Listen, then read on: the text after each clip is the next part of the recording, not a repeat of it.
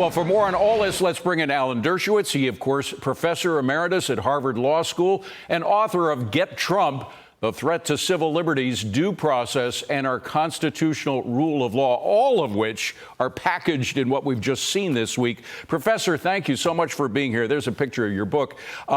Before we get into the legal details, I just want to take a quote from Rich Lowry, a very non-lawyerly quote about what we saw over this past week, and then get your reaction. He wrote, "The charges were rigged. The prosecution's presentation of the case was rigged." We just heard the president talking about that word rigged. "The judge's management of the case was rigged. The gag order was rigged. And the instructions to the jury were rigged." Is that fair? 100%. I want to say right now, I side with President Trump's assessment of the judicial system more than President Biden's assessment. I'm a liberal Democrat. I voted for Biden. Biden is dead wrong. We should not respect the legal system that is rigged. In my book, Get Trump, I predicted months before this case ever came to trial that it was a foregone conclusion there'd be a conviction. A biased judge, a biased jury, a biased prosecutor, a man who ran for office on the theory of let's find the crime to prosecute Trump for, and they couldn't find the crime, so they made it up. We're now a day after the verdict.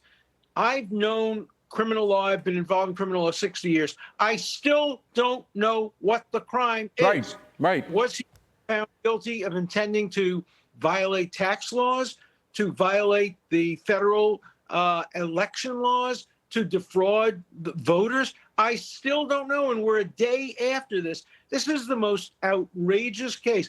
You know, everybody knows the quote from Lavrenti Beria, the head of the KGB, and Stalin, when Beria said to Stalin, "Show me the man and I'll show you the crime." No, find you the crime. Find you the crime, yeah.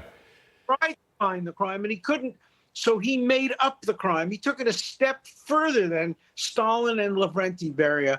This case will go down in history as one of the most abusive prosecutions since the trial of Aaron Burr back in 18 whatever it was. This is a stain on our criminal justice system. It really is. And by the way, you're not the only liberal Democrat saying that. We had this interesting piece that was in the New York Magazine, of all places, by a CNN analyst, Elie Honig. I don't know if you saw it, came out this morning. He says the charges against Trump are obscure and nearly entirely unprecedented. In fact, as you say, made up. No state prosecutor in New York or Wyoming or anywhere has ever charged federal election laws as a direct or predicate state crime against anyone for anything. None ever. So you're not the only liberal Democrat who believes that. I just wonder how many other folks out there who used to be against Trump are now in his favor. I can tell you, I get calls, whispered calls from liberal Democrat friends of mine saying, "You're 100% right, but I won't say it publicly because I'm so thrilled that Trump got convicted, even though the conviction was outrageous." You get a lot of liberals who believe with Elie Honig and me that this is an unjustified conviction. We're willing to say it, but they're not willing to say it.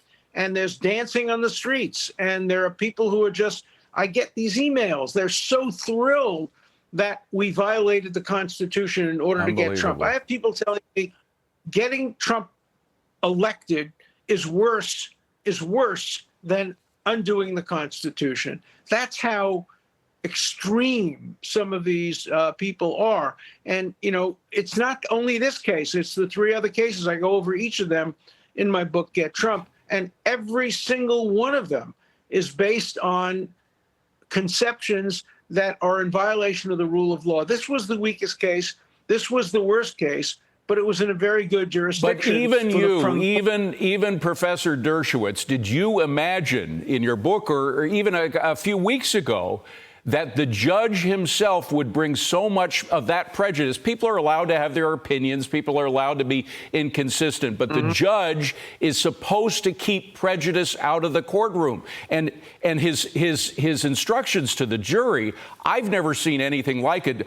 Somebody just called it a roadmap to conviction, which is essentially what it was. The judge is supposed to be neutral, if anything, on the side of the defense, because it's the prosecution that has to prove that something has been done illegally. But in this case, he was providing the jury with a road to conviction, was he not? Yes. In fact, the day before the conviction, I wrote a column saying this was a directed verdict by the judge, that the judge was directing the jury to convict. And by the way, he didn't have to. The jury would have convicted anyway. Once the jury was selected from New York voters, 85% of whom don't want to see Trump as their president, the die was cast. This case should have been tried in a different county. It should have been tried in Staten Island or in Rockland County, where you get some chance of getting a fair jury. This was an unfair jury from the beginning. So the judge didn't even have to go as far as he went, but he did. And he essentially ruled in a way that made it impossible for the jury to acquit or even to hang. Right. I thought there would be a hung jury. But once I heard the instructions, I said, no way, you're going to get 12 jurors. I was surprised it took them 10 hours. I think maybe they just filibustered a little bit and checked off some boxes. Yeah. I think they just convict this guy as soon as they went into the jury box, even before they heard the evidence. Now, former President Trump, who, by the way, is still under this gag order, and we can talk about that, but he talked about it, but he went pretty far in testing out the limits of the gag order, where he was allowed to go, talking clearly about a couple of people that he's not allowed to mention by name, but one of whom was Michael Cohen. And the really obnoxious thing that happened, I think certainly grounds for appeal, was the prosecution saying that because Michael Cohen had a plea deal that involved election interference, that necessarily meant that Trump was guilty of election interference. The judge originally said he wasn't going to allow that suggestion to be made, but the prosecution made it, and when the defense objected to it, that objection was overruled by the judge, even though he said he was going to prevent it from happening. Here's Donald Trump talking about it this morning. Roll tape. But the three things that he pled on, having to do with the election and having to do essentially a little bit with me, they weren't crimes. They weren't crimes. Nor is paying money under an NDA. So again, he was convicted of things that weren't crimes.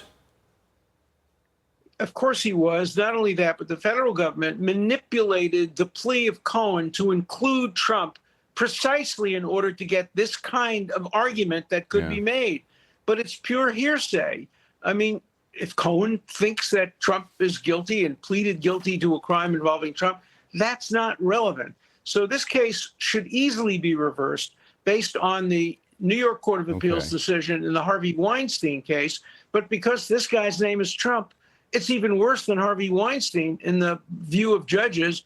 And so I'm not confident that it will be reversed in the New York system. And there's also the time. There's also the timing. And forgive me, because we're running out of time. But I just want to play one soundbite from Mark Levin, who was talking, because some people are saying it's not going to, there's no way it could get to the Supreme Court before the election. He's saying we've got to kind of push it in that direction. Can you roll that Mark Levin tape, please? Do we allow this to go by without trying to bring the matter to the steps of the Supreme Court, whether the Supreme Court takes it or not? I'm not a Nostradamus. Maybe there's a 10% chance, but the country's worth it. So is there a way? I mean, I think back to 2000 during the election between Bush and Gore, when the Supreme Court realized this was critical to an election. I mean, this is critical to an election as well. Is it possible to persuade them to take the case before the election happens? Yes. Mark once called me Nostra Dershowitz because my predictions have always come true about what we'll do.